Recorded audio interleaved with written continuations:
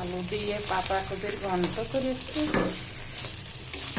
এই শুকনো মরিচ চাষ হচ্ছে,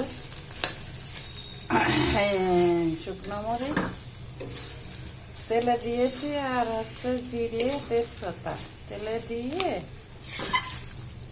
ভাজি করে নিচ্ছি। ভাজি করে নিয়ে পরে হালকা একটু চিনি দিয়েছি, একটু ঘি দিয়েছি, একটু চাউলের গুঁড়া দিয়েছি, একটু মাখো মাখো হয়ে যাচ্ছে। এই যে তাই মাখো মাখো হয়ে গেছে। ঠিক আছে, এটা রুটি দিয়ে খেতে খুব মজা হবে, রাত্রে রুটি দিয়ে খাওয়া হবে।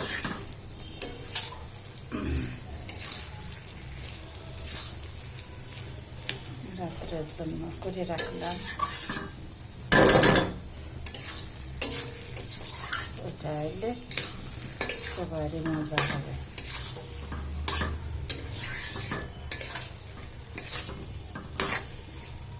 আচ্ছা।